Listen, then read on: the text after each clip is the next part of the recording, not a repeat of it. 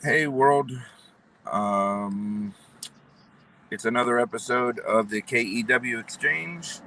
I am doing it from my car today, so excuse the background noise. It's a friend of mine, Michael Parise. I'm bad with names, so you got to let me roll with it. We're gonna talk about from a priest to turning into a transparent elder, which should be it's a very interesting journey, and I really want him to share his story because I think there's so much power in everything that he's done and everything that he's been through, and it will inspire others to share their journey as well. So, Michael, why don't you give a little bit of an introduction to yourself so that people know who you are, and we'll go from there. Okay, thanks, Mike. I'm originally from Boston, Massachusetts. I lived there nearly all my life, and the past 6 years have moved down to Tampa. And Tampa, Florida is a lovely place, especially in the winter. Uh, I'm a life coach and spiritual director. I call myself the Saboteur Slayer because I try to dig into people's lives with their cooperation and discover the things that are really holding them back, that go back frequently to their childhood. And then we deal with those saboteurs and we replace them with more helpful beliefs and messages that they can give themselves. I was a Catholic priest for 32 years and left about 10 or 11 years ago in order to start a new life. I left on my own for my own purposes. And it was an experience that we can be talking about a bit today, but mostly it prepared me to be the kind of intuitive empath that I am today.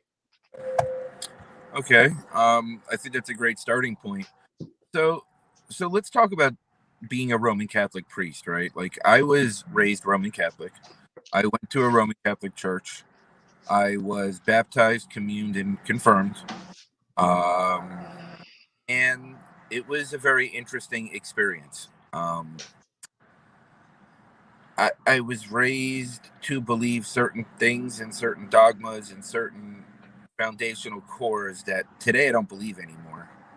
Um, and I'm not going to talk ill about a religion, but I don't have a problem with religion. I have a problem with how it's run and how it's orchestrated and the humans that control it, right? And I believe that's the case with all religions. But that's again my personal belief. So how was your experience 32 years of being a Roman Catholic priest? Why don't you take us through a little bit of a journey of how that went? Well, on balance, it went well, though, as you stated, whenever humans get involved with anything, things get a little bit confused and upside down. I was a Second Vatican II priest. In other words, I lived through the Second Vatican Council that had been very forward looking in terms of moving the church into the modern age.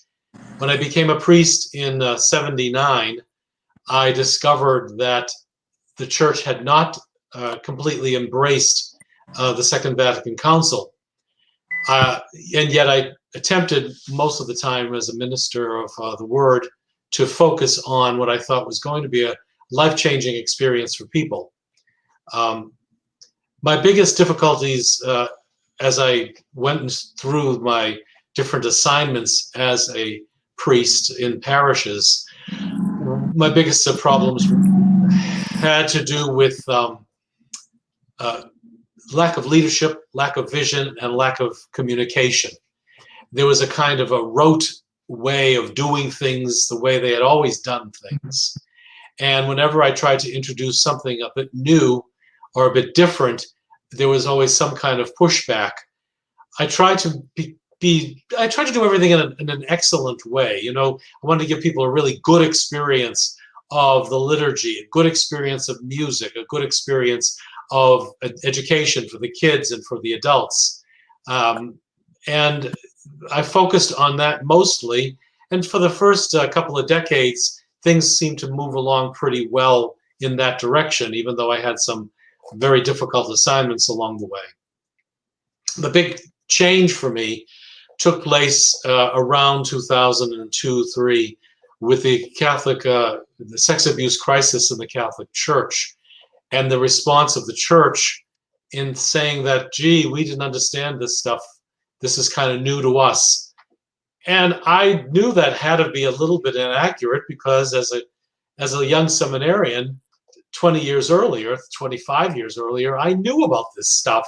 The fact that sex abuse of children was a real problem, no matter who perpetrates it. And when priests are perpetrating it, it's even worse.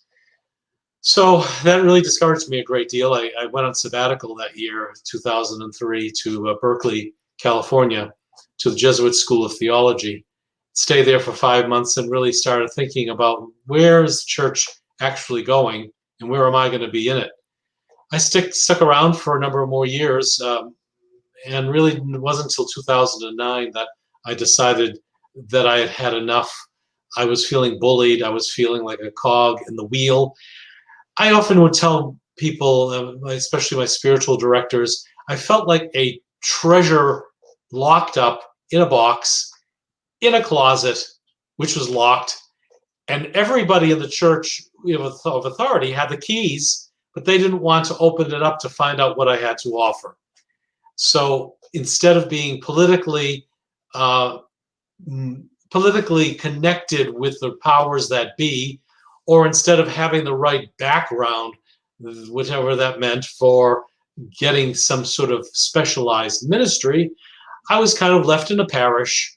And I used to talk about being a parish priest very much like changing dirty diapers every day, all day, same thing. Nothing really changed a whole lot. And I needed a challenge, and I needed intellectual as well as social challenge and support. And another thing I discovered as a priest, it was that I was objectified because I was a priest. I was father, or I was the pastor, and I never really got a chance to feel close enough to enough parishioners who would treat me like a brother. All I wanted really at the time, maybe I was asking too much, I only wanted to be accepted as a part of their family in a broader sense, a spiritual sense, and to be trusted. But I found out that becoming a pastor really made me in charge of the parish, but it also put me in a position of being even further distanced from people who were, many of them who were afraid of me because I had authority and I somehow represented God to them. So I've really changed a lot. I've evolved. Let's put it this way. I've evolved my theology and my beliefs. I have a much broader sense of spirituality. I am not very much involved in religion at all, except going to Quaker meetings because I find the Quakers to be refreshing. And I am just moving along as I feel the spirit within me is asking me to. Hey, Carl. Nice to see you. How you doing, bud? Um, you guys should connect if you haven't already connected, and Carl, you should have him on your show.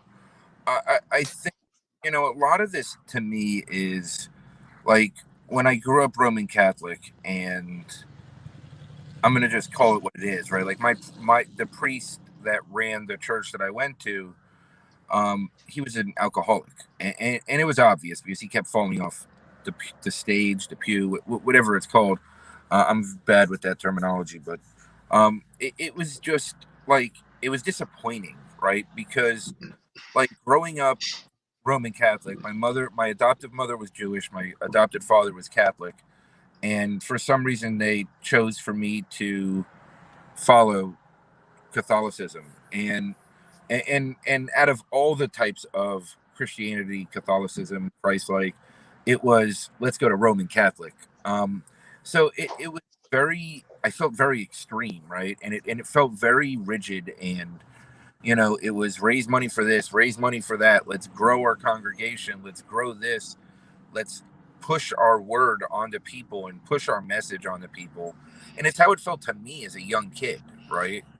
And as I've always said, I'm not a big fan of authority figures. So even God itself, I'm not I always felt against, right? That's just who I am.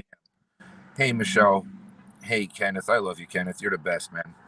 Um, like I look at this and humans are flawed, right? And we're we're led we we are raised in society to believe that religious leaders are not human, right? They're infallible, they're above, they're in a different category. And you coming from the opposite spectrum, right? You being one of a priest and being in that authority position, you just explained how it was felt the opposite to you, right? Like how you were seen that way, and it made you feel isolated as well. Um, what what was the most interesting thing and experience that you had in the Vatican? Because a lot of people have all these things that they believe and think, and there's truth seekers, there's all this, there's that, and they go to these extremes for conspiracy theories and all these things. I want to leave that alone. I don't want to go there, but like, I've been to the Sistine Chapel, I've been to the Vatican, I've seen it. It's gorgeous, it's beautiful, it's spiritual. There's an energy there that's amazing.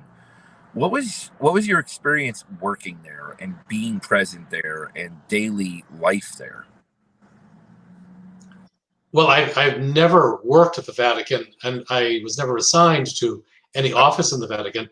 I've been there for vacations, and I've had friends who were very gracious in helping me to see some special things. I once saw a shopping list that Michelangelo wrote, and it was Wow. amazing. He even had he sent his servant to go and buy some food, and he drew a picture of a chicken. So that was amazing. I've seen St. Peter's tomb. They call the excavations the scavi underneath the high altar of St. Peter's. I'm a student of architecture and art in the Renaissance period, especially. So I was always very interested. The Vatican is given too much credit for having too much power. It doesn't have as much power as everyone thinks it does. It really, really doesn't. It's basically a bureaucratic institution where agencies on a higher level are trying to sort out the mission of the church in bringing the gospel to other people in various modalities. Most of the Vatican has to do with social advancement of peoples, as well as economic help for poor people. Very, very few people work at the Vatican, really, and they get like $500 a month salary. It's pathetic because they are so dedicated to what they're doing. Most of the people who work at the Vatican are not clerics, they're lay people, but there's a large number of clerics of various ranks. And they all are, it's similar to Washington in terms of the bureaucracy. There aren't any conspiracy theories that I know of that are worth mentioning about the Vatican, really. There isn't a whole lot of anything going on, except that Pope Francis is trying his best to project a positive message for the church, especially after the sex abuse scandals.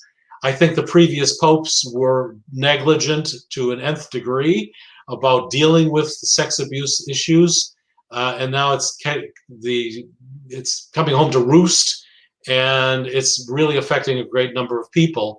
The French have, even in France, just recently, there has been a huge outcry for the church to finally fess up about what's been going on. They estimate 10,000 children have been sexually abused in France alone. Wow. That's a horrible number. So, these things, this is the church's problem to deal with, as well as the Boy Scouts, as well as a lot of Jewish and Muslim and Protestant groups. There has been sex abuse wherever there's been power. There's sex abuse mostly in family systems. Let's not even talk about religion. Let's talk about Uncle Harry and strange Aunt Lou, who's doing stuff to the kids. Yeah. So this is a huge issue that needs to be addressed by society in the whole. What do you feel like, from your perspective, right? Because now you're a transformational coach. You're now a layperson, right? After years and years of dedicated service, what do you see different between what happens inside religion and in the home? Like, what do you notice as a difference? Repeat that, please. The difference between. What do you notice in sexual abuse between happening at home versus happening in a religious setting, let's say? Oh, well, first of all, I think there's probably less going on in religious settings now, that people are much more aware, and there are protocols in place in all the Catholic dioceses in the United States and many other countries of the world. The difference is that the children who are still being sexually abused are being abused generally by people who are related to them or whom they know closely, friends of the family, babysitters, and others. 1 out of 6 boys are sexually abused as children. That's a statistic that is not talked about because men don't like to talk about such things. They feel as if it's their responsibility for the abuse. Why? Because of physiological reactions to anything sexual for a young boy or a man. It just happens. Whereas for a girl, it is a violation of their emotional landscape in a very deep way, which violates who they are as girls. And 1 in 4 girls in this country are abused sexually as children. So the numbers are terrible, and it's because parents are not paying attention. That's disgusting stats. Yeah. So those are some of the differences.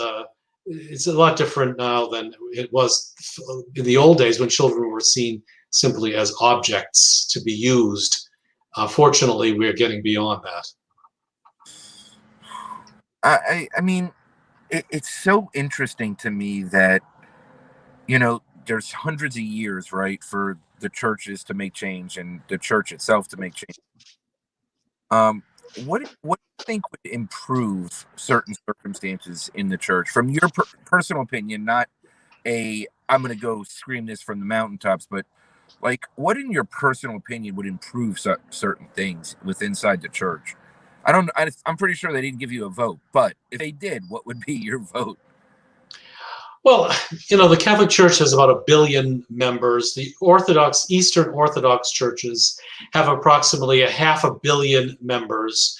And let's not forget that the non-Catholic Christian groups in general, Anglicans, Lutherans, Presbyterians, Independents, Evangelicals, Fundamentalists, whatever, have another 500 million people in them.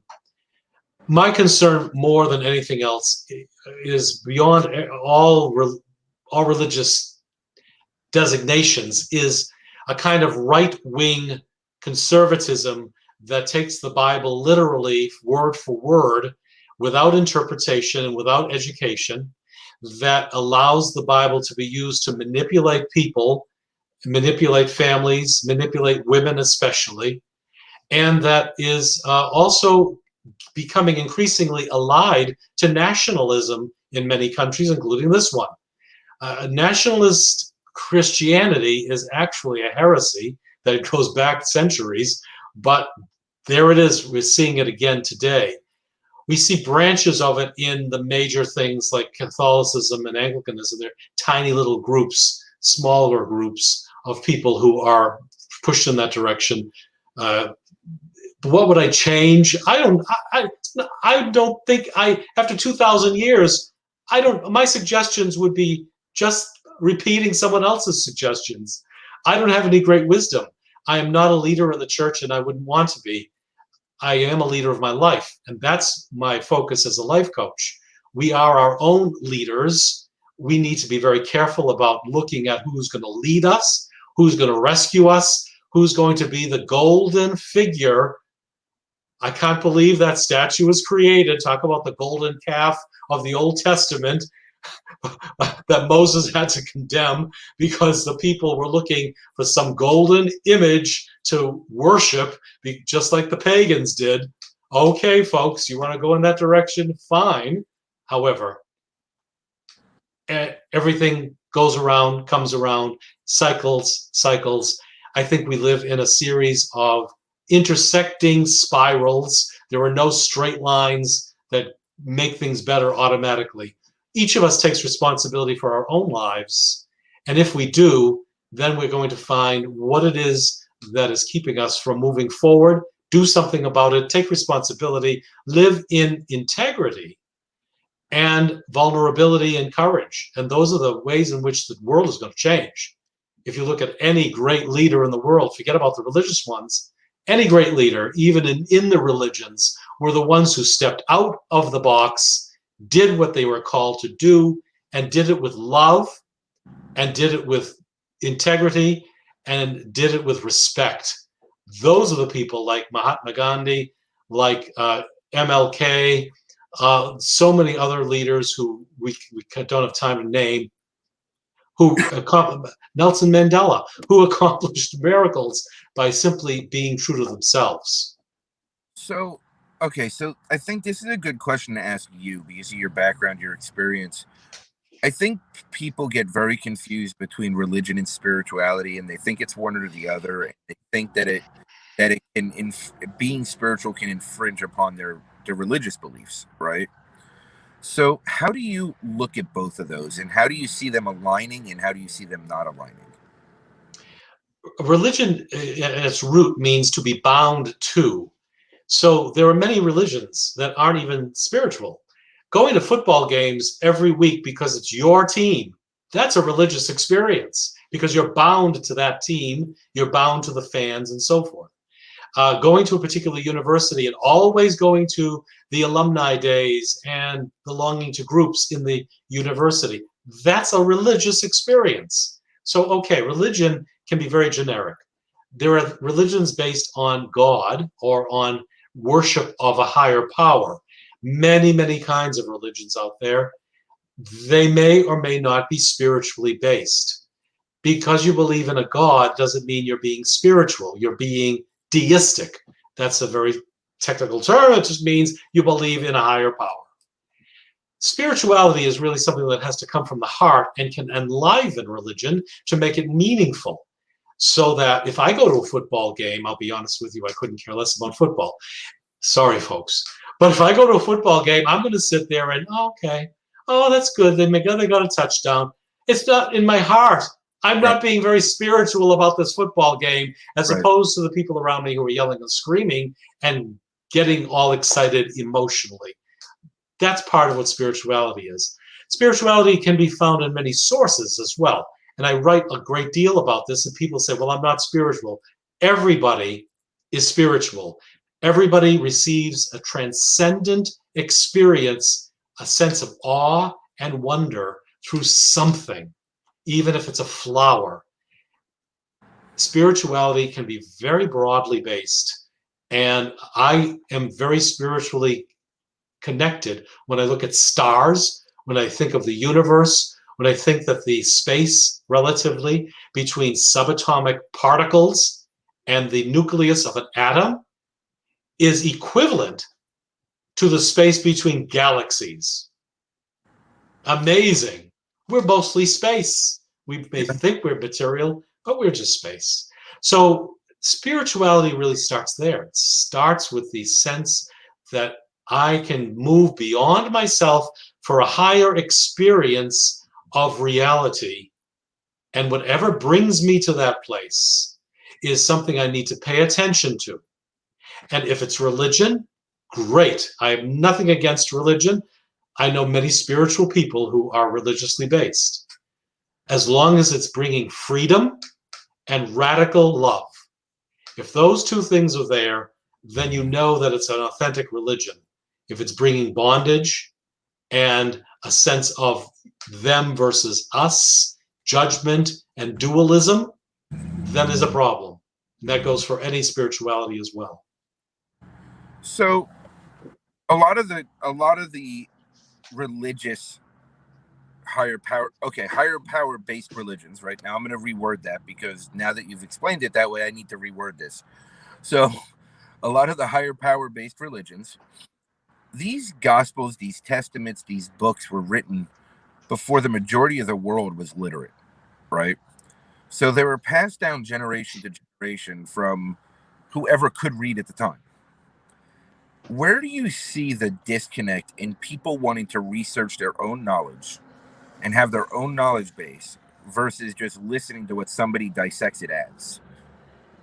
Because to me, that's a huge disconnect. And that's a big problem in where we're at in society today because everybody has access to the knowledge, but we'd rather just listen to somebody else's interpretation of it rather than look within and find our own truth.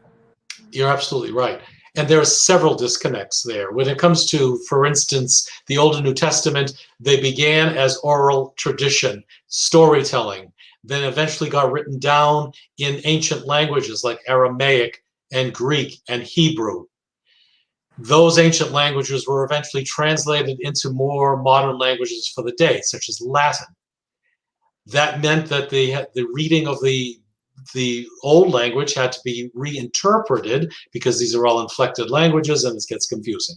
So each word could mean different things. Like the word for dog could also mean horse in some, for example. So you have to figure out what were they meaning back there?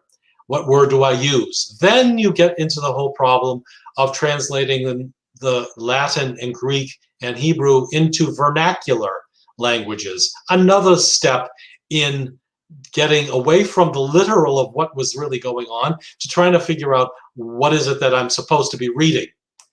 Then you get into the whole area of literacy, and certainly people can read the Bible or any other ancient language that's been translated into a language they understand. Unfortunately, reading doesn't help because you have to have a background in history, in culture, in spirituality, in the interpretation of language itself, in the kind of story is being told. Is it a gospel? Is it a letter? Is it historical? Is it a song? Is it wisdom literature? Whatever. So you've got to understand the context. That takes education. So we've always relied on people to tell us what to believe. But they would read, understand, and then tell us what we're supposed to believe. Now, the Catholic Church has always relied on the belief in oral tradition and scripture, so that there's this living tradition in the church that helps to understand the scriptural interpretation. When Protestantism came along in the 16th century, they got rid of the oral tradition part, and they stuck solely to the scripture part. Instead, the oral tradition part came from whatever the ministers were educated in. So one way or another, you're going to get somebody's tradition, big T tradition going in and saying, well, this is really what it means. When you start believing people face value on something, on anything that is not clearly based on objective and empirical evidence, then you've got a problem. So the best preachers to listen to, for example, are the ones who have really studied the source material and the theological material behind it. Those who just pick up things, and we have a lot of people who go to Bible colleges, no offense to them, but they necessarily do not have a whole lot of education.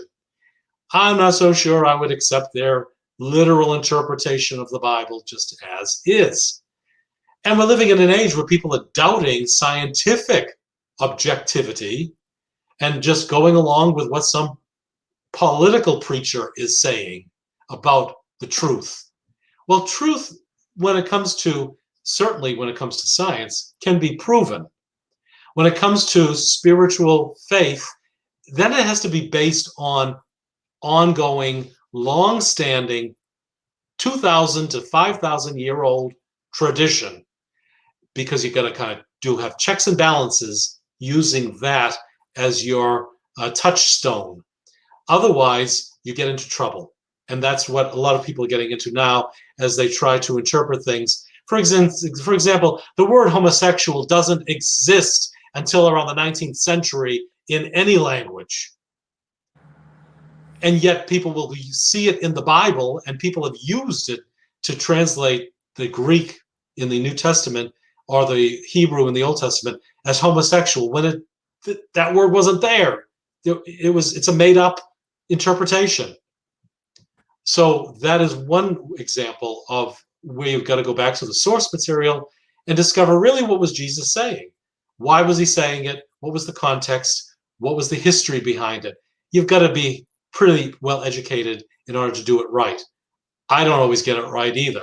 Some people have to just study for a lifetime in order to really understand it.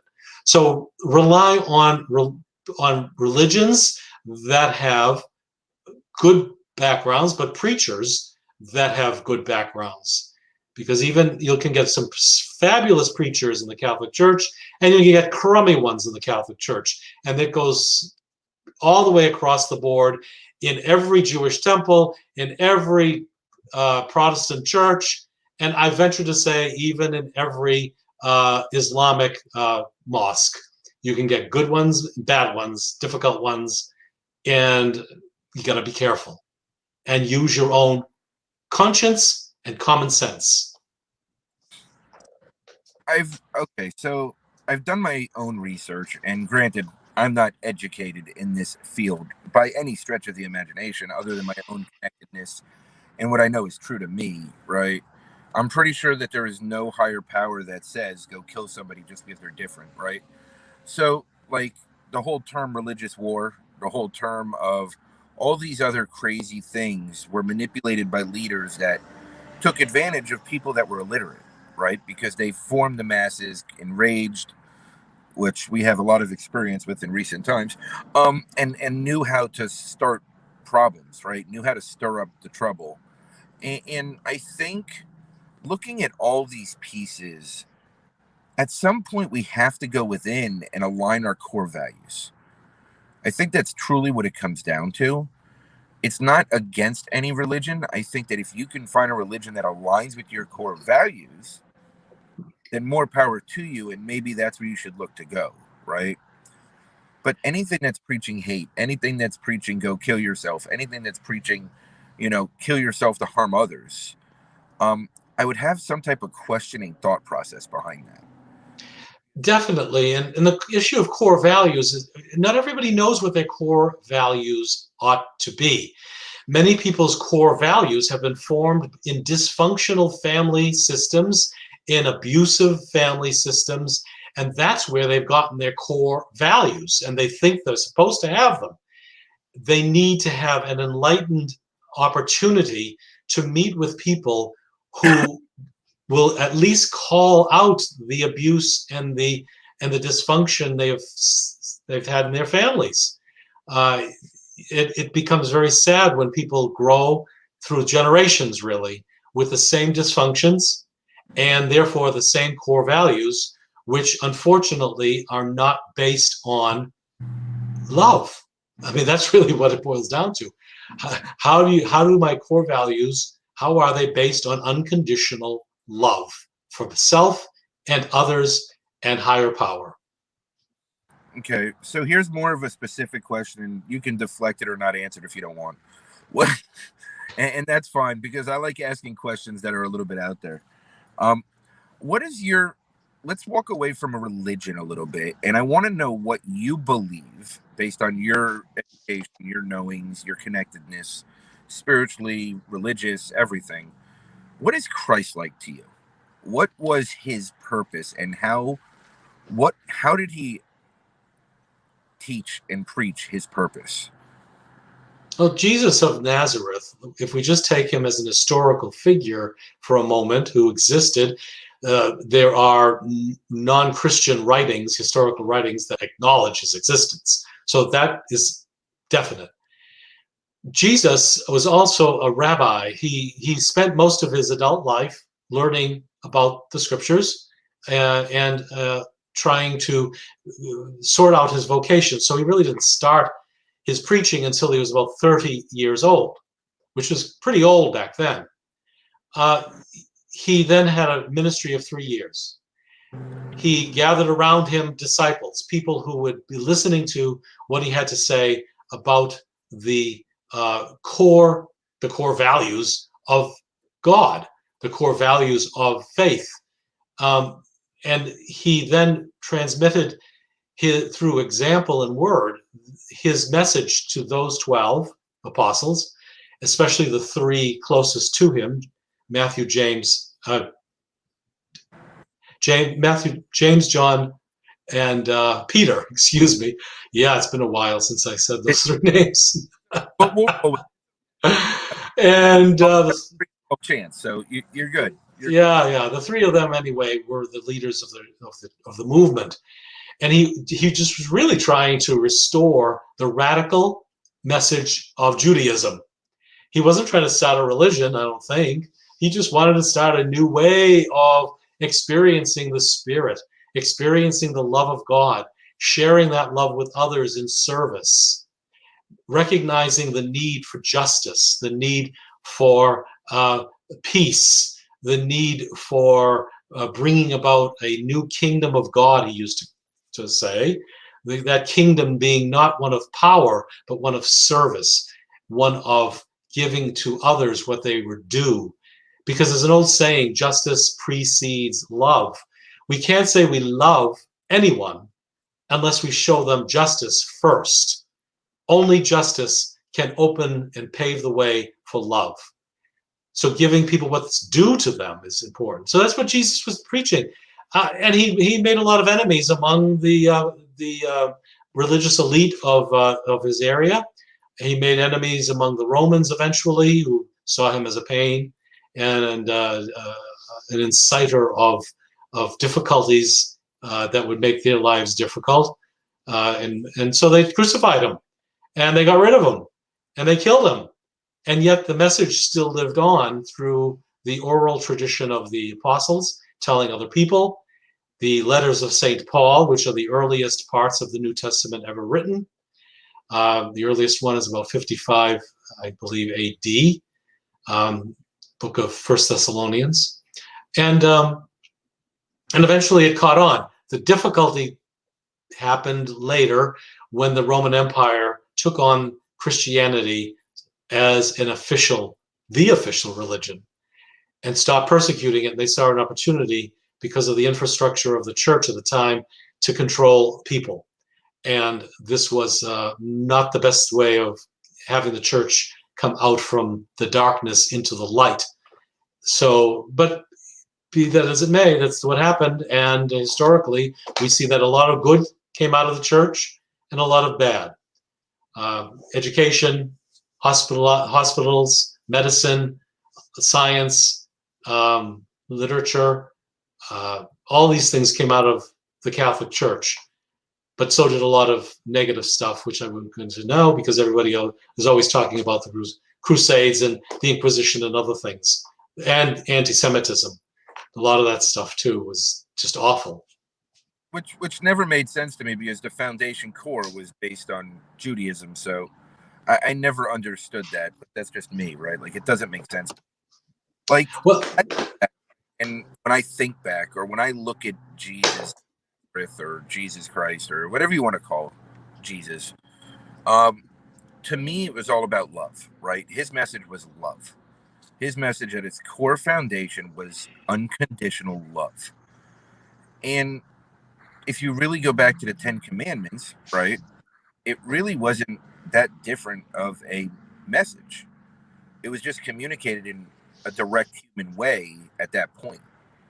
From the best of our understanding, I wasn't there, so I'm not that old. I might look that old, but I'm not that old. I feel like I don't know. I don't think anybody expects to have a religion created from them or about them, right? So that's step one. I'm pretty sure that somebody with unconditional love that was radical Judaism that wanted to go back to service instead of power and all these things, I'm pretty sure his intent wasn't to create a religion. I'm pretty sure his intent was to unify people across religions in a unconditional love and service model.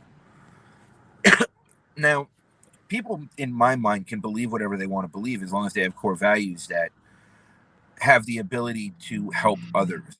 And it's never about harming another for their differences, right? And culture, society, I believe geographical, it all plays a role in this.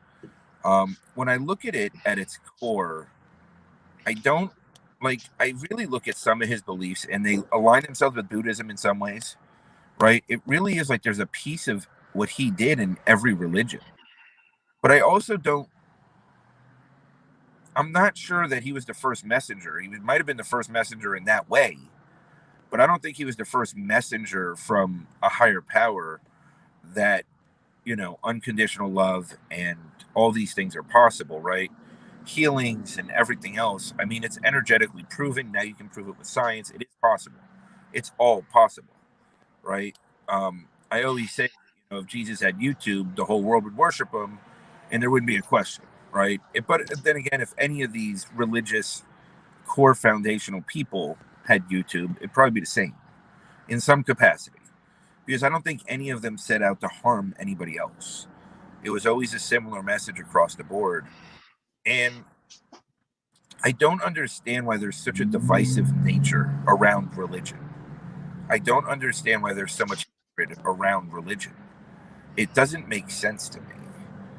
What, like, from the inside looking out and then from the outside looking in, like, where do you see those lines and of hatred across the religions? Because you were on the inside looking out for a while, and you were in Boston, which had many, many, many issues for a long period of time. So you were in a very tumultuous period of time within the Catholic Church in Boston. How, like, looking at it from the inside out, like, where does the hatred stem? Where does the divisive nature between religions, between belief structures, between whatever you want to call it? It starts in the human heart. No, you put two people together, and you're going to have agreements and disagreements. You're going to have what they believe is absolutely right, and you've got to follow it, and what they believe is absolutely wrong, and you shouldn't follow it.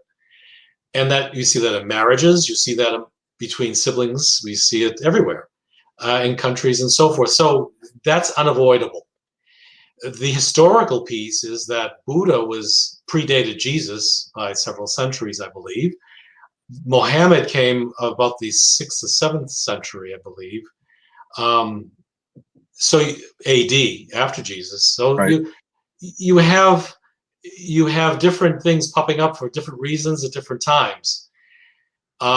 Protestant Reformation came in the 16th century. 17th century, it really grew, broke up into many different groups.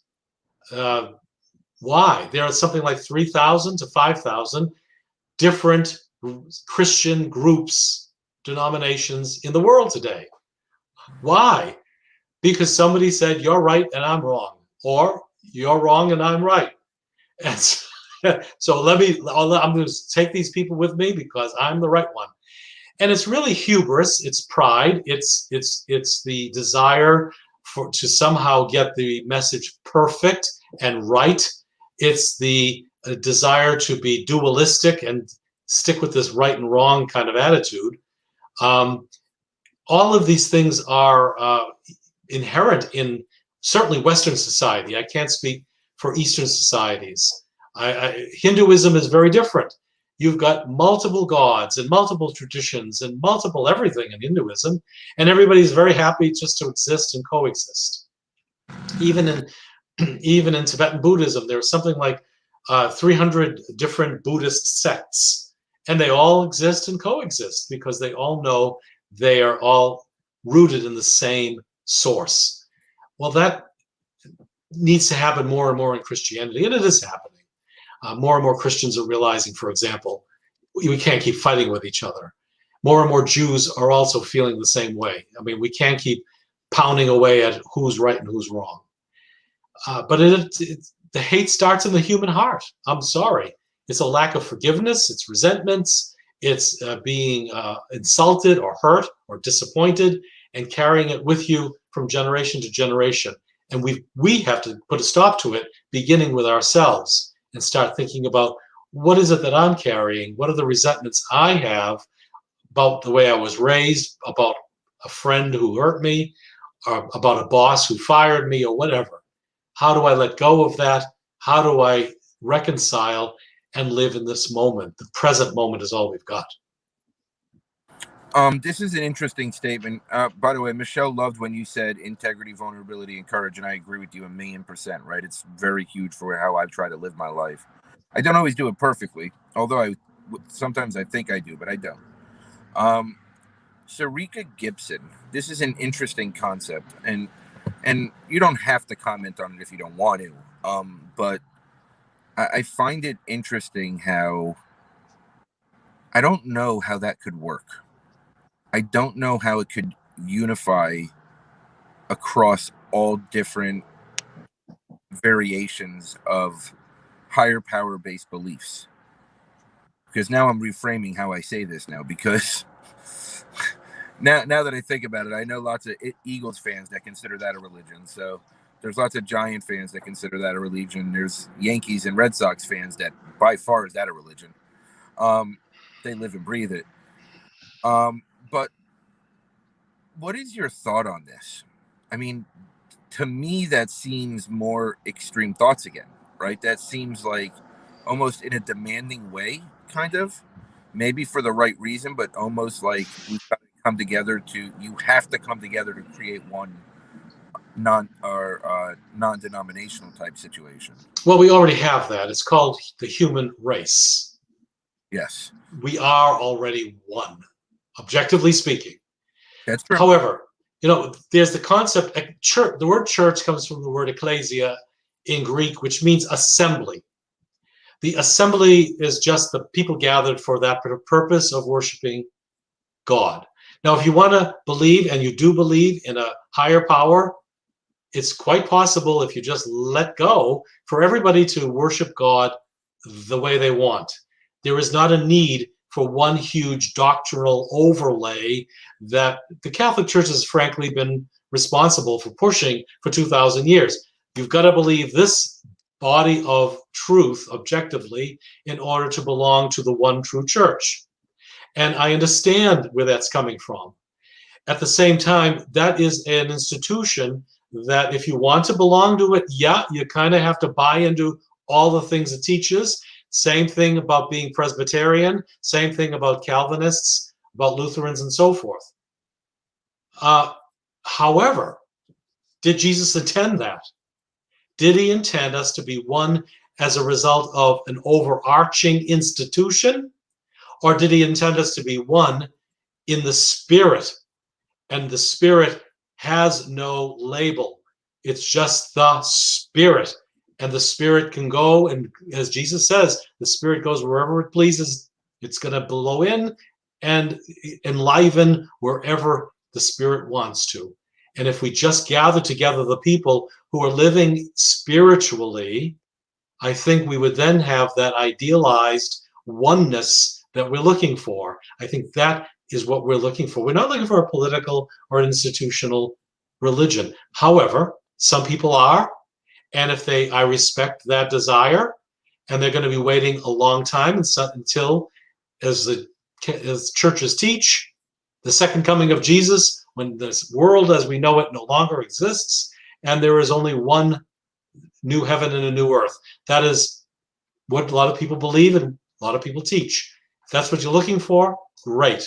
I don't disparage it. However, I think in the meantime, I'm looking for commonality with anyone I can find it with, because I only have so much time on this life. Yeah, we're pretty much a speck of dust on the timeline, right? So that's just a reality. And rather than waiting for something that might have been misinterpreted 20 times before being disseminated to us, based on that opinion after the different interpretations, I'm not sure how exactly that works. I really see. I believe in a higher power. I have my personal belief system. It's very spiritual based. It's very connected based. I have my own direct connection to a higher power, which I'm pretty sure he taught that also, if I remember correctly. It's all within us. And I find it sad sometimes, right? I look at how much hatred and pain and blood is shed and fear around people just controlling masses, manipulating religions. And it is really sad and scary. But then I also remember that people are usually looking for somebody to disseminate information for them. They don't want to do it themselves. It's scary. Nobody wants to look within. Nobody wants to go through their own shit. Nobody wants to go through the pain to find their own light. And it's easier to avoid and run from it. And I did that for years, so I'm trying not to judge anyone for doing it. Now, granted, not perfectly. I do have my judgments at times. In defense, I judge myself pretty harshly also.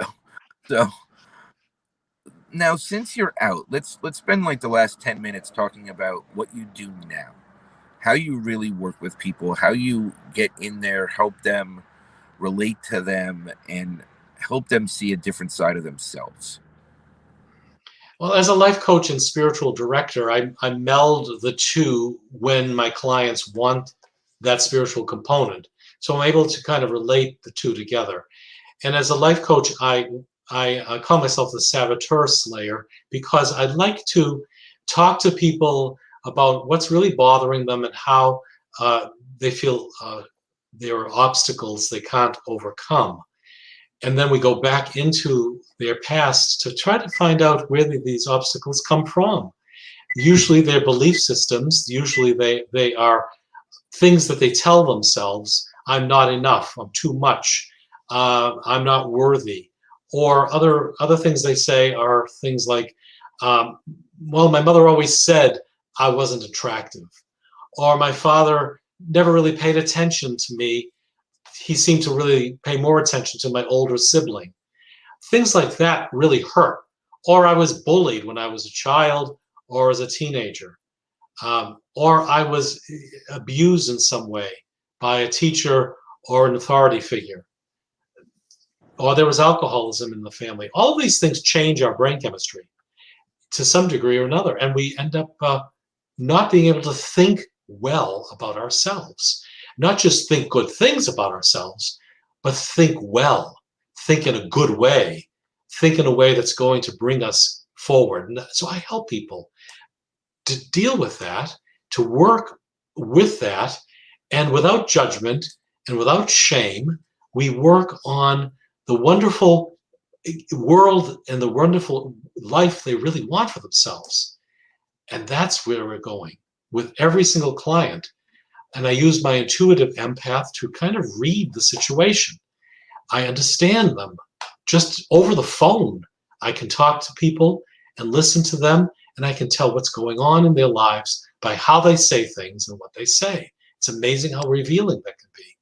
So I want to bring people to a new peace with themselves and a new sense of success, not just success in the things that they do, because many people are greatly successful, but they don't feel successful as people.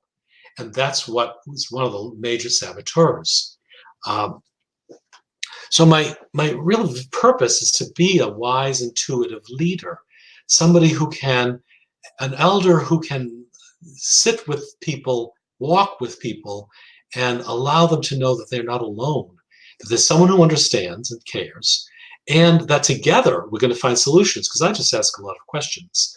My clients have to kind of come up with their answers. I don't tell them what to do. I'm not a consultant. I'm not a counselor. I'm not a therapist. I ask important questions to help them really ponder what is going on here. Let me be honest with myself finally while I have the opportunity, and I've got this guy who's listening to me and who really cares about where I'm headed. So that's really what I do, and it just brings me great joy to do it. I love working with people. I, I have to say that nearly all of my clients have had major changes in their lives. They have found where they want to be. It's not a lifelong process with me, but it is as they continue working with themselves going into the future.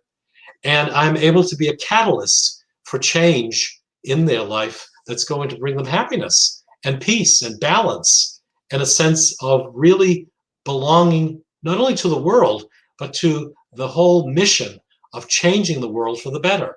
Because that's what most people want. They want to really have a good effect on the world and on other people. You know, I really think about what you just said, right? Like between circumstances, situational, generational, then we put ourselves through and how we are raised, how we raise ourselves, how we grow through how we're raised. It really creates a duplicitous nature within ourselves. And I've been torn apart in many ways, and I've been spit out in many ways. And at the end of the day, I still struggle. I'm still trying to find my way, and I'm a lot better than I was a year ago, a lot better than I was a week ago, right? Like every day is a new adventure, every day is there. Um, but as I'm doing this, There's many ways I'm still unsure of myself. There's many ways I still feel imposter syndrome at times, and I still get insecure at times. Um, but I also, what I'm learning is I can get through it, and I can trust myself to get through it. I can find the other side. And as long as I stay true to my core values, everything around me falls in place. Now, keep in mind, I don't have that much experience with core values because I didn't figure mine out until last December. So I'm still working on that. But as I refine them and as they evolve, as I evolve, I think there are core ones that never change. But then I think there's one that do evolve as um, you know, like I align with so many people and I align with religions. I align with belief structures. I align with this. But again, I don't want to be labeled. I don't want to be labeled into any one scenario because I agree with you 1,000,000% that this is the human race and that is what we have. And rather than pointing out differences and labeling based on differences, we should be honoring and praising differences.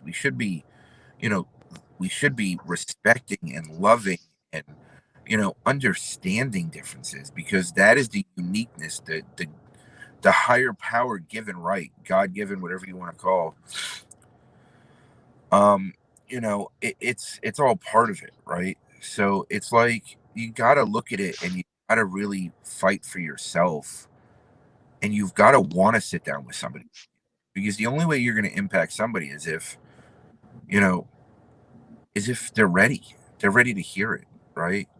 And since in so many ways we're all mirrors of each other, when you're not ready, there's a lot of friction. When you're ready, it's seamless.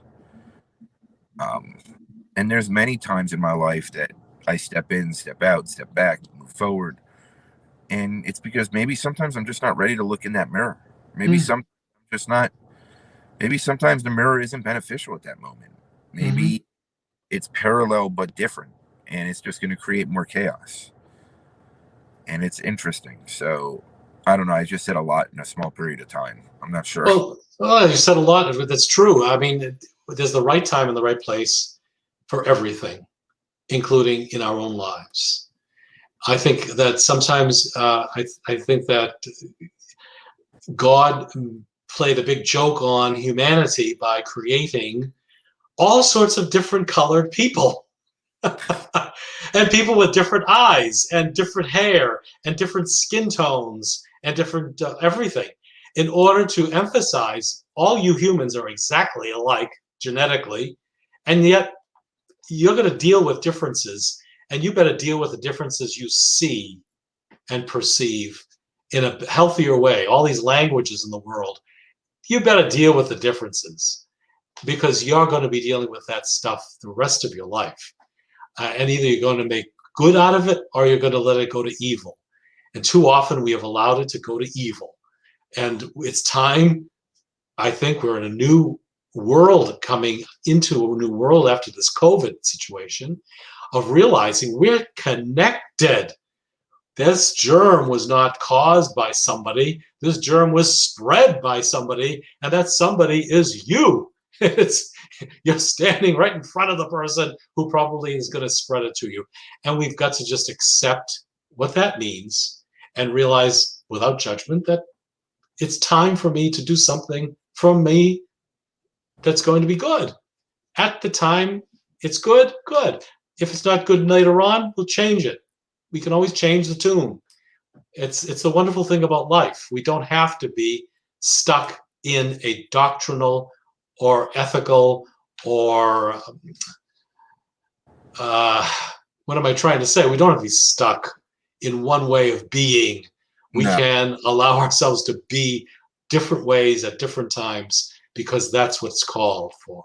And it's definitely adaptable, right? And it has to evolve as we evolve. And there's things that fit at one point that don't fit at the next point, right? And it doesn't mean that it won't fit again at some point. It just means at certain points it's not going to fit.